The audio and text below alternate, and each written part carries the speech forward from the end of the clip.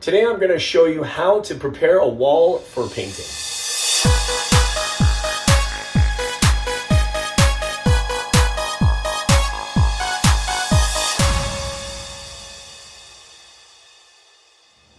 Welcome back, it's Jeff Lepard from jefflepard.com, and on this channel we do-it-yourself videos, vacation videos, general contracting videos, and so much more. So if you're new here, consider subscribing. So I'm going to be painting this wall, but the very first thing I have to do is remove the wallpaper trim at the top. I'm going to do this before I do any wall repairs. So what I got is just a world's best wallpaper stripper. There's many different brands, they all work. I'm going to use this one, and don't forget, I'll also leave a link in the video description for you to get all the items that I'm using today. So what I'm going to do is I'm just going to pre-soak the wall. I also have a napkin just to catch the drips. I'm going to let it soak for a few minutes, and then I'm going to use a spatula to try to lift off the wallpaper, and I'm going to continue to soak the wallpaper as I remove it. So the first step is to pre-soak the wallpaper. And I'm just going to use the napkin here just to catch the stuff running down the wall. I'm going to get it right up in the corner of the ceiling there so it can penetrate down into the wallpaper there. So I'm going to let that soak for a few minutes. Now that I've waited about 5 minutes, the wallpaper is soaked. I'm just going to use this 1-inch spatula. You can use any sort of spatula or scraper. That'll do just fine. And I'm just going to wedge this in there, and you can see I've got a bit of an opening there. It's all got to come off. So I'm just going to try to see if I can get access in here. Okay. And you want to be careful, you don't want to damage the wall, otherwise that's going to be another section that you have to repair. Okay. So, and you just try to see if you can get a corner, and if it doesn't come off, then you might need some more soaking. This other side seems to be coming off a little bit more. So it looks like I still have to soak it a little bit more. Always easier to work from the top down. Okay, there we go. And we got it started, so now I can just continue to go across the wall, soaking the top. Once the wallpaper is removed, just double check the wall to see if there's any rough edges or any leftover glue, and you can sand that down using a sanding block, or if you have an electric sander like I do, then you can use that just to get rid of the roughness before paint. So just a little bit of the leftover paper and glue here, so I'm just going to go ahead and use the sander just to get rid of that before I continue.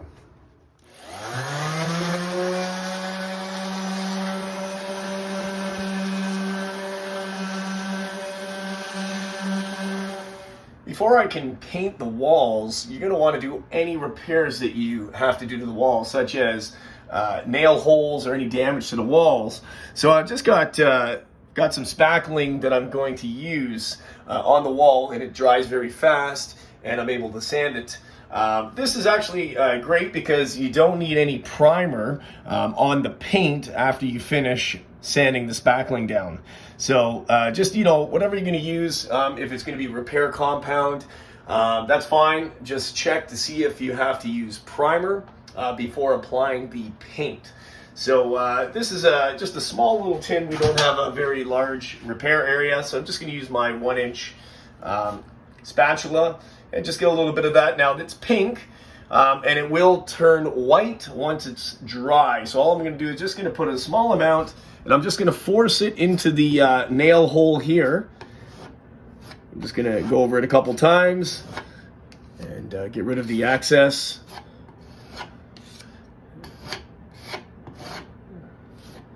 And just like that. And once that dries, it's going to turn white, and I'm going to give it a quick sand before putting paint.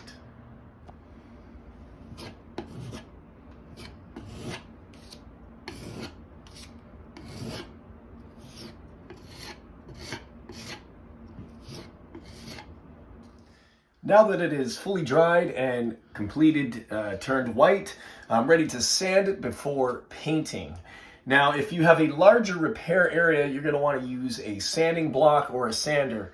This is such a small area, it's going to barely use any kind of sanding. So I'm just going to go ahead and just do it by hand. I'm just using like a 180 grit sandpaper, just very light, just to smoothen that wall out. I barely even need anything. And that's already done right there. And just one final area to sand right here. And that's now complete. Now what I want to do is I just want to use a damp cloth. I want to wipe down the walls where you see any buildup of dirt and dust. And I'm just going to give the wall a quick little wipe. And that also helps the paint adhere to the wall.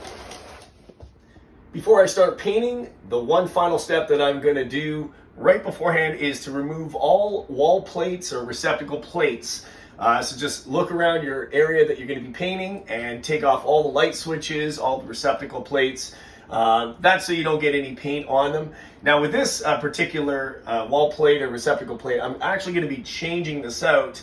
We're actually painting this wall to have a new area to film YouTube videos. So we actually have a brand new receptacle and plate that I'll be installing later on, and you can watch that on another video on this channel as well.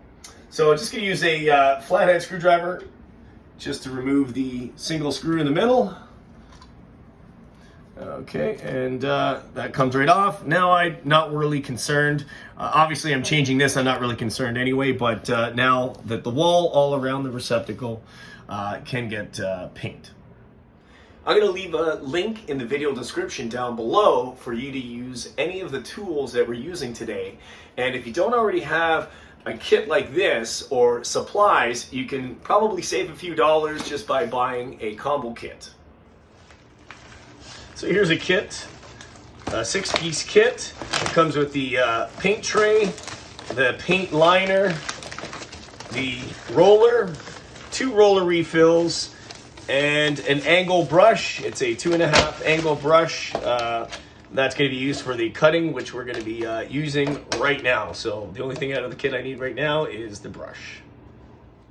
So we're ready to begin painting, but the first thing we need to do is we need to do all our cuts first. And that's by using the brush. We're going to go along the wall because we don't want any paint on the ceiling. We're not going to be painting the ceiling.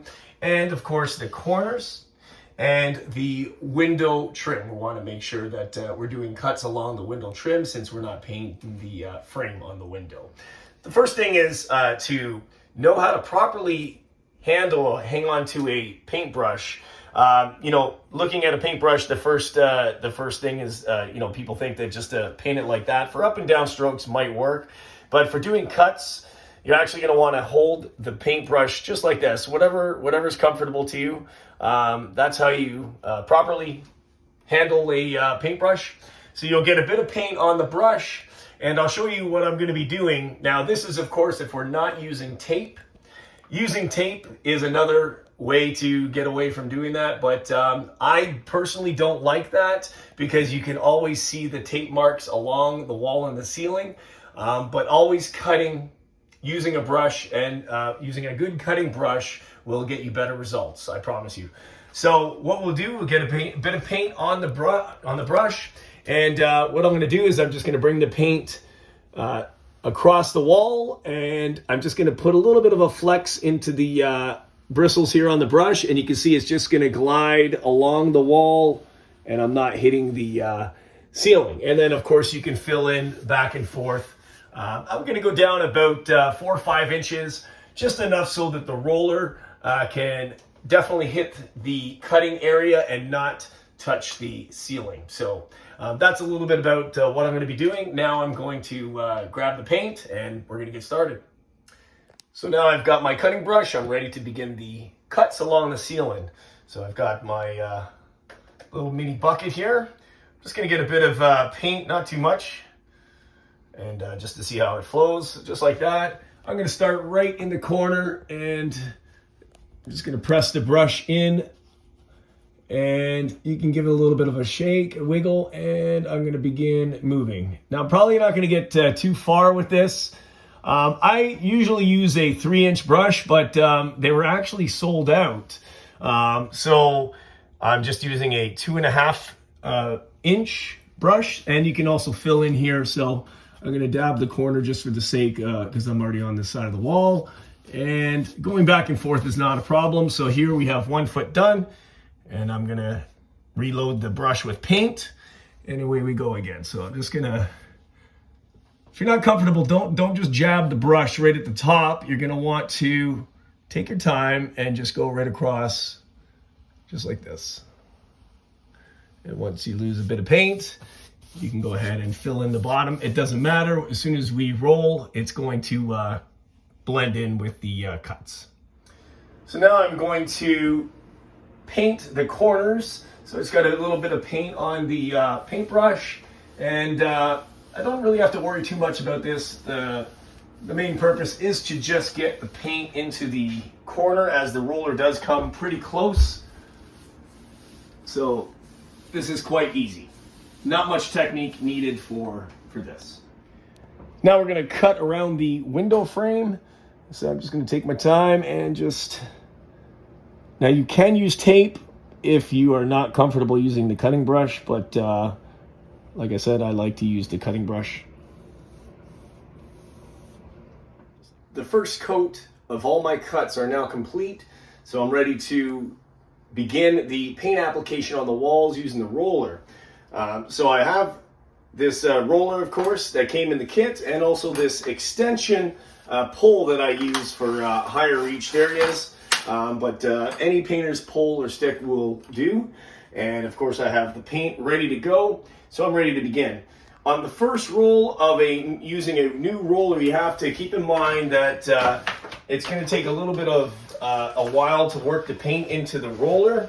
So your first go at it is going to be, you're not going to put as much paint on the wall as you would on the second time. So the first time is almost just to get the paint moving in the roller. So I'm just going to do a very small pass, and I'm going to show you what I'm going to do with that. So right now I'm just getting the paint started. So now I'm going to take a good roll, fill up the paint, and this is how I like to do it. So I like to move the paint along the wall only about 1 or 2 feet out.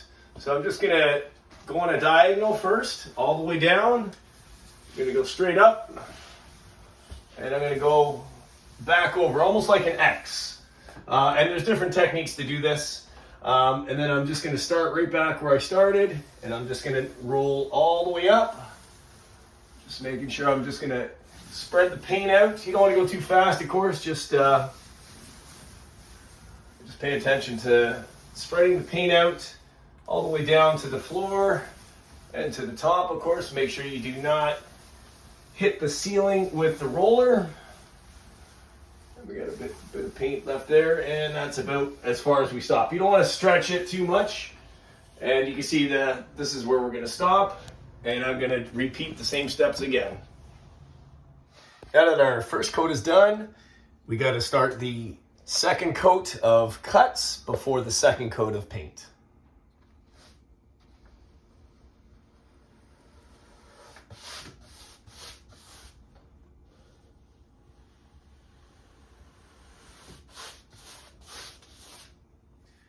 Now that the second coat of cuts are done, we're ready to apply our second coat, which is our final coat of paint to the walls.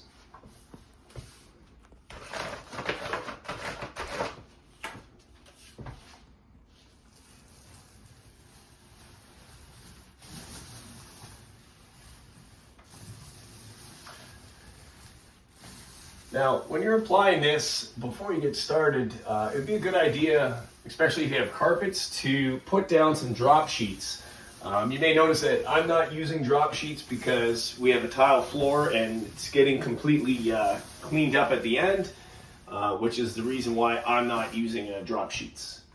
But it's recommended, especially if you're working around carpet or anywhere you want to protect.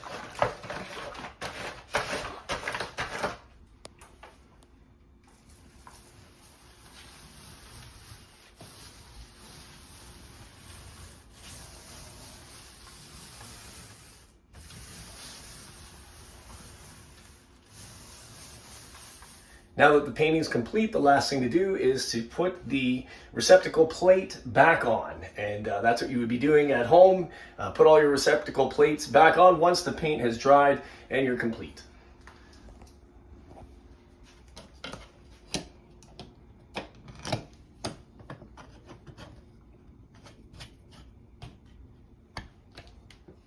So that's it. That's how you do the preparation for painting a wall. I just want to thank you for watching the video. Don't forget to hit the subscribe button, bash the bell to turn notifications on for all upcoming videos. Share the video, like the video, leave a comment down below. And we'll see you next time on the next video. JeffLepard.com. Take care, guys. Bye-bye.